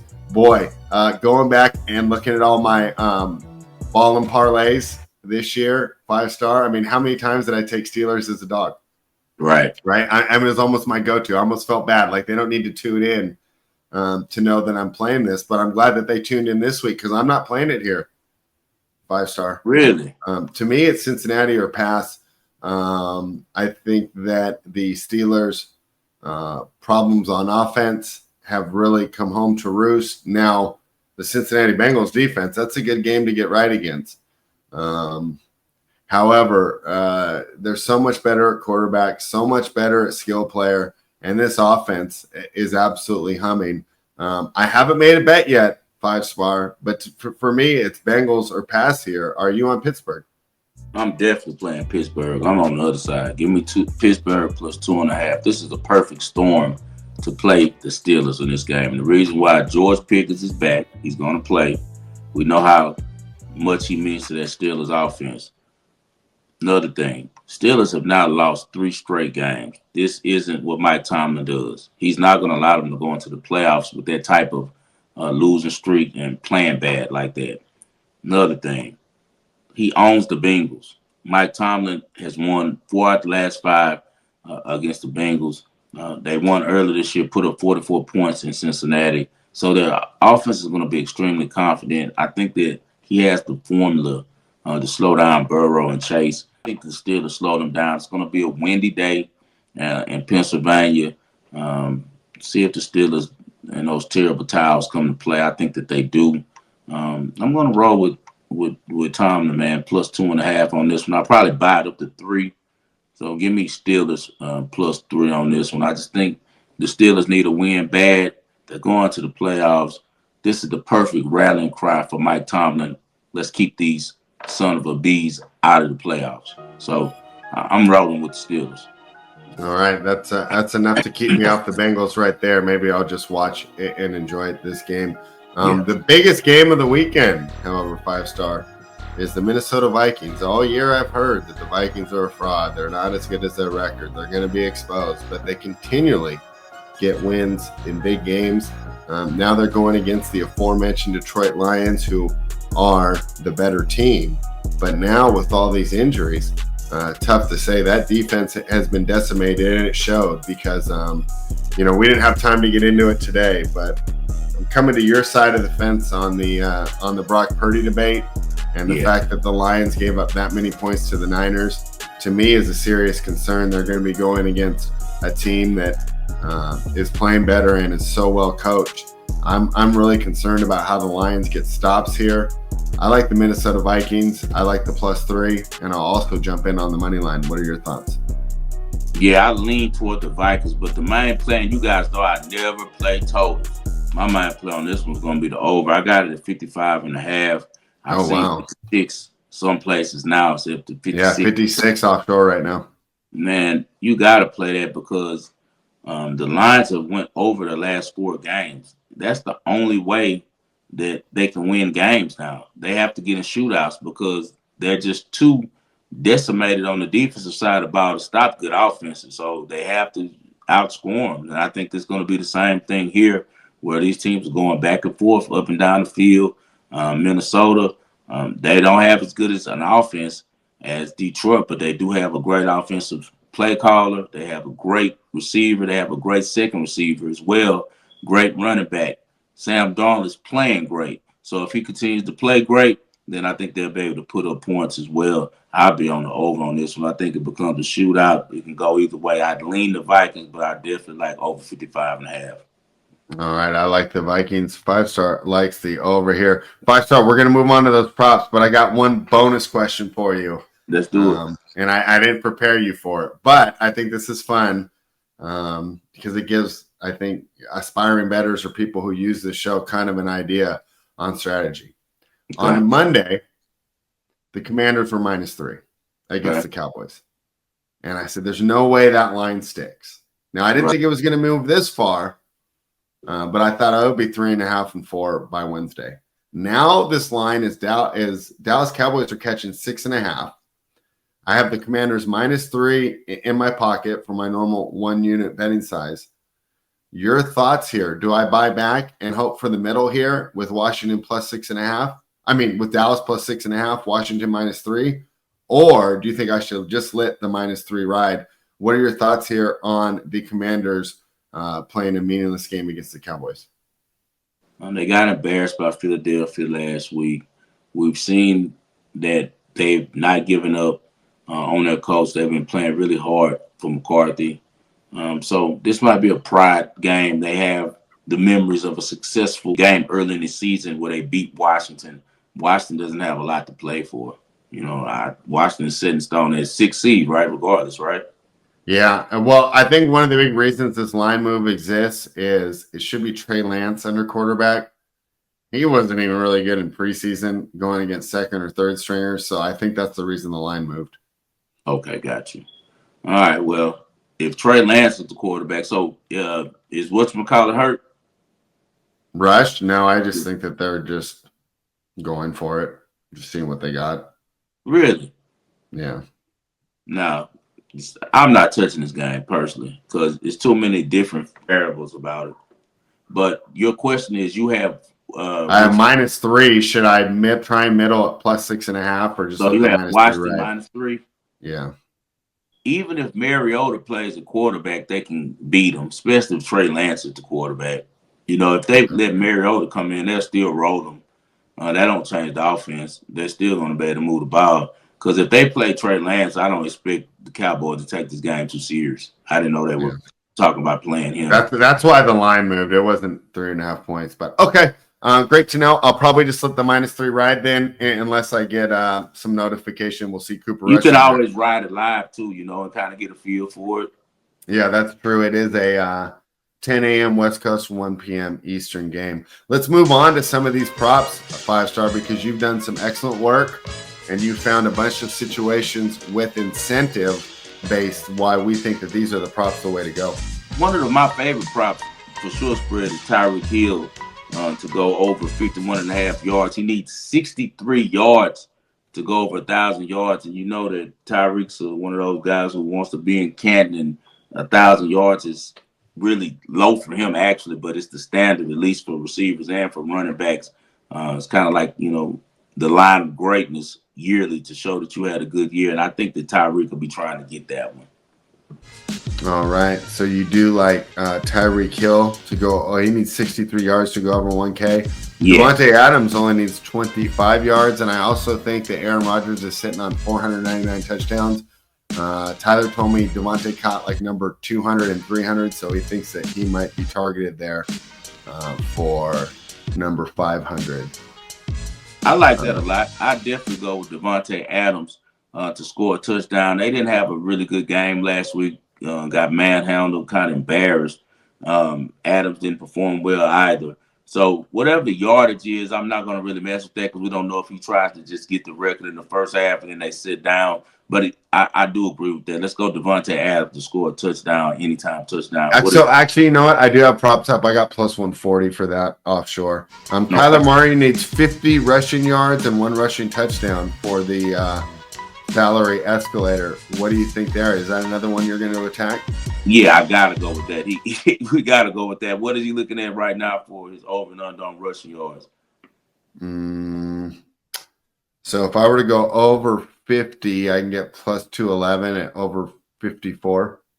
Okay, so we're gonna go with that's 2-1. That's good odds. That means Kyle only needs to pop one, and you best believe he wants that $750,000. So Yeah. Kyler Murray, let's go over on his rushing yards, whatever the rushing yards are, and then we'll go over 50 plus on the you guys who have access to those type of props, the sliders and things like that, because that's 2-1. That's a really good. What's his anytime touchdown spread? Plus 170. So we're gonna also go with Kyler Murray to score a touchdown, anytime touchdown at plus 170. These guys like their money. We're gonna take advantage and get paid with them.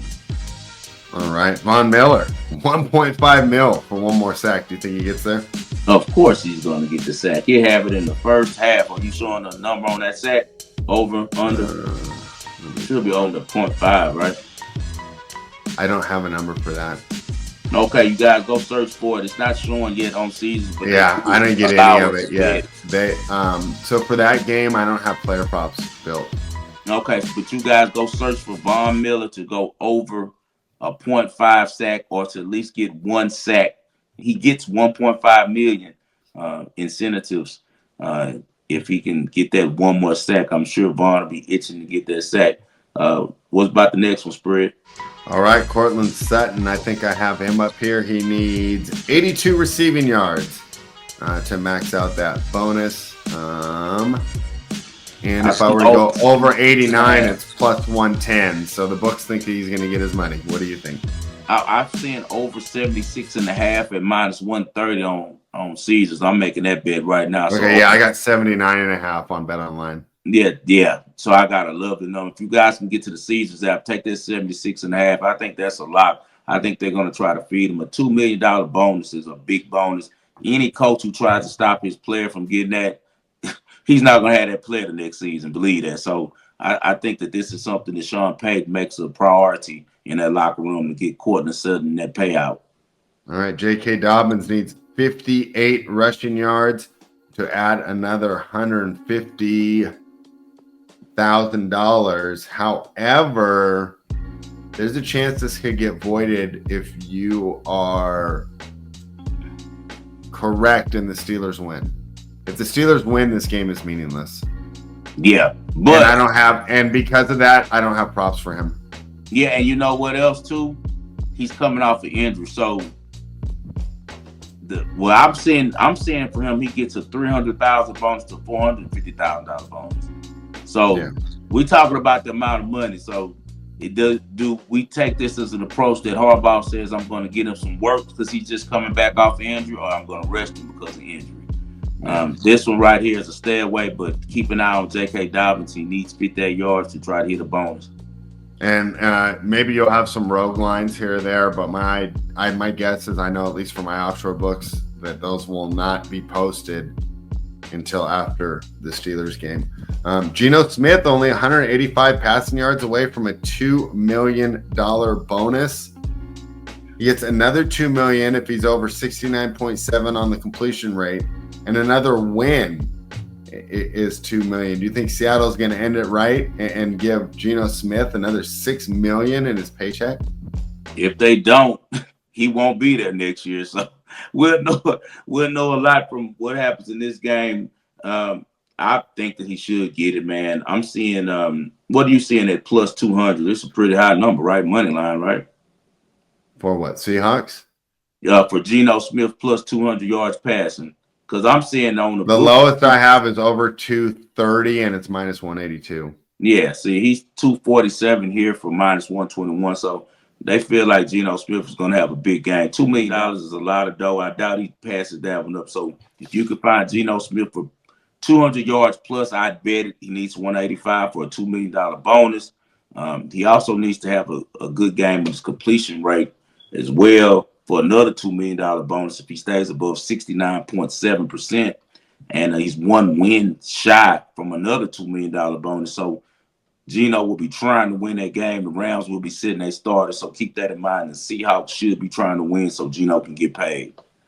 Yeah, one of my old favorites that I had to take an L on, Jimmy Garoppolo starting for the Los Angeles Rams. Mike Evans has enough. I was saying he's good. No, he wasn't. He was Brock Purdy for you before Brock Purdy. And I admitted because I thought that they were going to fall off, and Purdy was better than Garoppolo. Well, what it is, since you're a 49ers fan, you see that. I'm not a Niners fan. I'm a Raiders fan. I just see them a lot. Pardon me. You're right. You're a Raiders fan. You saw the spread said that with a lot of bass. I'm sorry. I don't. I'm not. He represents correctly. So, but you watch a lot of 49ers football, and you've seen how successful it is, and also with them being that you're a Raiders fan, you can see how competent they are offensively. You confuse that with it's the quarterback when really it's just the system. Yeah.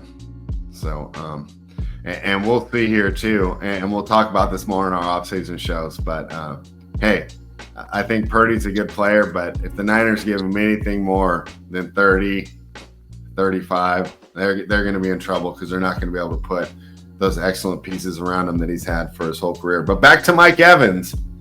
5-star of the books, no. 95 plus is minus 179. I got to go over 105 to get plus 114, and to get plus money, I got to go over 115 yards. And I have nothing for number of catches. So they kind of priced me out of this one. The books expect Mike Evans to get paid.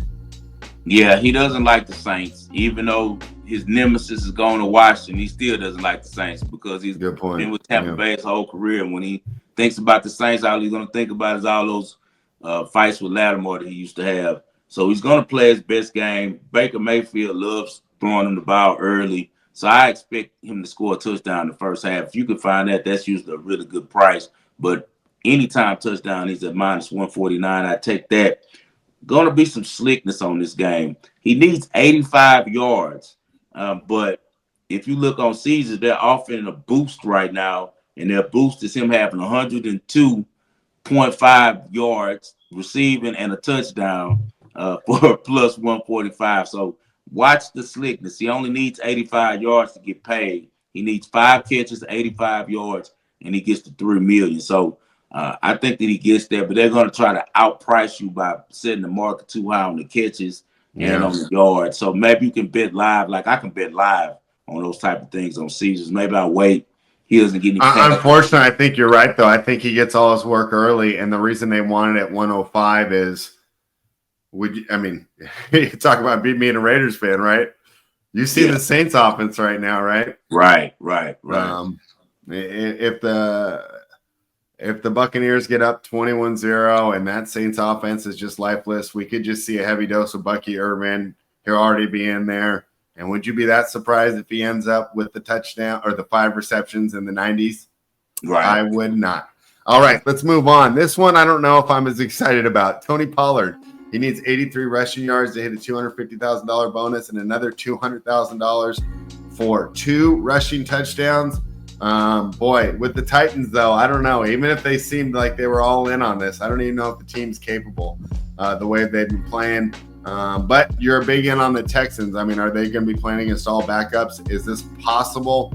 I mean, I almost think that the Texans' backups might be able to stop them here. Yeah, I do too. I think because the Texans are a deep team. So second half, they probably will be playing backups. If I was going to try a flyer on this one, it would be the 2 touchdowns because he gets 200,000 if he gets 2 rushing touchdowns, and then you get 3-1. It's plus 310 if he scores 2 or more touchdowns. So yeah, I got plus 400 offshore on that one. Yeah, see, so that lets you know then that this is a bad number that I'm getting at plus 310 because it's probably not going to happen because DeMeco Ryans is just a really good defensive coordinator. So we'll stay away from that one. But if I was going to try anything, it would be that. I'm not seeing any rushing yards total for him right now. Once again, the books are very aware of these contractual, incentives. Yeah, well, that's pretty much the only thing to play this week. I did the show with Tyler earlier this week. I said before I did content, this was always a bye week for me. Yeah.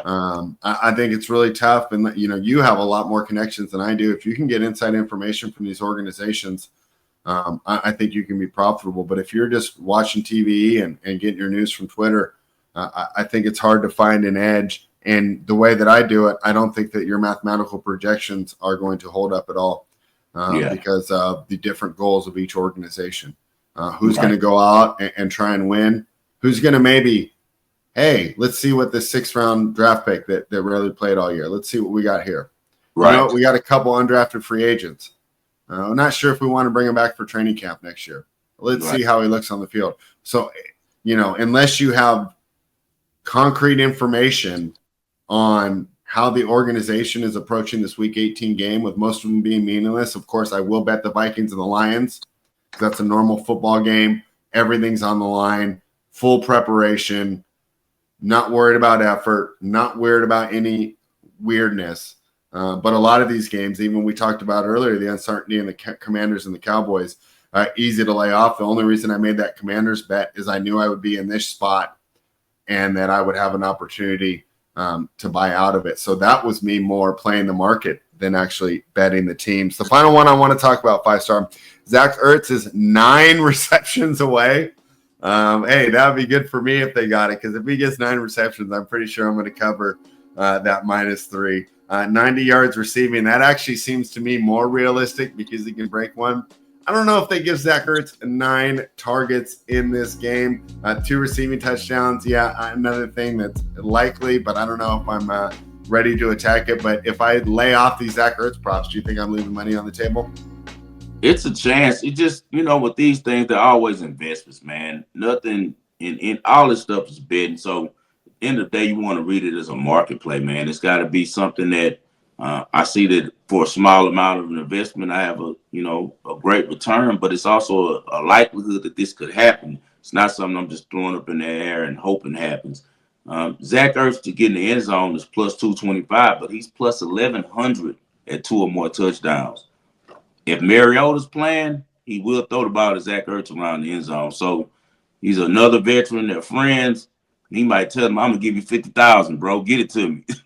Let's be real about this. So Zach Ertz at plus 1,100 for 2 touchdowns is a play for me. I'm going to play that one.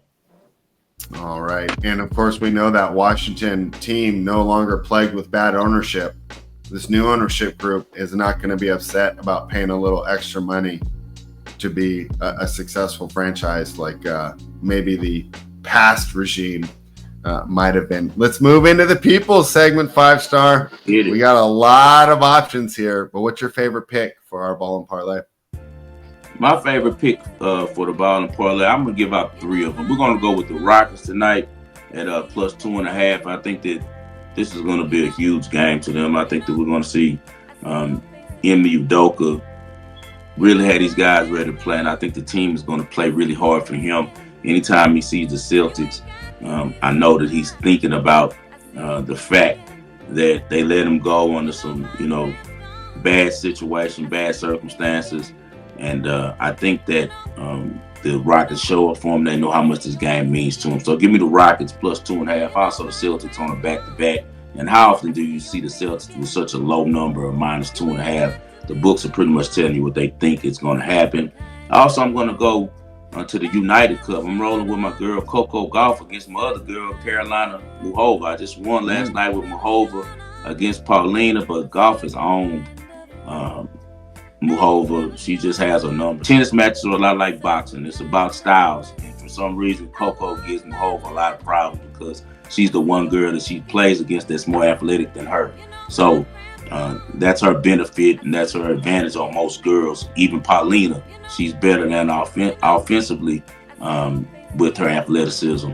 Whereas Paulina just can get back balls defensively. Muhova could also get back balls and turn defense to offense, where no one does it better in tennis right now than Coco Gauff. I think that Coco was on a mission this year, and this is going to be one of her biggest years on the pro tour. So I think she's going to get by my girl Muhova. Give me Coco Gauff at minus 150 tonight to win the United Cup. And then I also like my girl Rabikina at plus 3.5 games against your girl Swiatek. Swiatek just still, in my opinion, hasn't all the way gotten back to herself. I think the doping stuff is kind of hanging a cloud over her. She just doesn't look happy on the court, man. She always been a person who's kind of like a cyborg who was so focused on winning she didn't show a lot of the right emotions. But now it's even more pressure. And I think the Rebecca is finally healthy, and we know the Rebecca has always matched up really well against Ciantet. I think that she can keep it close. So give me Rebecca at plus 3.5, minus 125 against her. You're not worried about all the coaching things swirling around Rybakina right now? Did you hear about that? No, she has the guy back in camp with her. That's what I love. And then he got suspended yesterday. So now he's not. Suspended? Yeah. I didn't hear that. No, I didn't. Yeah, yesterday afternoon, she announced that he's coming back, and then a couple hours later, WTA suspended him. Oh, so now she's gonna try and buy him tickets or something. Oh no, scratch this. Okay, I just wanted to make sure you knew. Thank you for that information. That's why this is my brother. So guys, we're on the road with Coco Golf and United Cup. Too much stuff going on. We don't like. Yeah, and we did want to get into the tennis, but as you can see, we're an hour and 55 minutes in. But both Five Star and I are excited for the tennis to be back. Probably keeping us up a little bit too late at night. But of course, always the great sport to wager on, especially with the number of options. For my pick, 5 Star, I'm going to take the +3 with the Minnesota Vikings and sprinkle a little bit on the money line. I like the way that the Vikings are playing, and I think that even though Detroit was the better built team in the offseason, that the number of injuries is simply going to be too much for this Detroit team to handle. People have consistently slept on Minnesota all year. Goff hasn't always been the best under pressure, and we know that Brian Flores loves to bring the blitz. I'll also sprinkle on the money line as well, but I think it's going to be a close game. I think the 3 points is going to matter in this divisional rivalry. Give me the Vikings +3. All right, you heard this. Fred's going with the Minnesota Vikings +3. And as I said, I'm going with the Houston Rockets tonight +2.5. And I'm also going with Coco Golf money line over Muhova -150. You guys got my football plays during the show. Also, you can pull up ESPN 97.5 online and go to the bench. I gave out some football plays this morning, 3 of them. So you guys go check that out. As always, we're glad to be back with you guys. No Cino today. I think he stayed up all night betting tennis, knowing him, and probably slept in a little bit late. But it's okay. We'll have him in for the next show to give you guys some winners and anything for the people spread before we get out of here. If it was long, our show wasn't so long, I was about to go on an epic rant about Vivek Ranadive and the futility of the Sacramento Kings, because I wasn't happy about the Mike Brown firing. But we'll have plenty of time for basketball after the football season's over. Yeah, we'll go to the hard courts and out not only in tennis. Hopefully Fox gets to Houston, man. He's a good kid, and I think he deserves better. And I think with the right coach and in the right organization, he can find his skills. So I'm actually rooting for him to get traded there. Send us some picks. Yeah, he needs you, Dope. We're seeing you guys Van Fleet and some players, but it's just I hope Udoka is willing to part ways. For some reason, Udoka, he just has this. That I hope it doesn't hurt him in the long run. He kind of just had this mentality of he just wants to do it his way. You know, I don't think he wants a lot of those type of flashy guys to come in. That's why he vetoed the Harden move, and everything that we're missing on the team is what Harden could bring and what Fox could also bring. And that's someone who could score when everything breaks down. Not everything's going to go where you can run a play, you know. So we'll see. I hope Fox gets over there too. Guys, Happy New Year to everyone who's in the wager world. Long show, but I know you guys love to chop it up with us. I know you guys love to talk sports with us. So you guys enjoy this show. Let's have a happy and prosperous 2025. We'll be back with you guys on Wednesday. Best of luck to y'all. This is the Wagering World. And as always, I dedicate this show to my father, the greatest Houston sports fan that I know. That's John H. Lindsay. See you next week.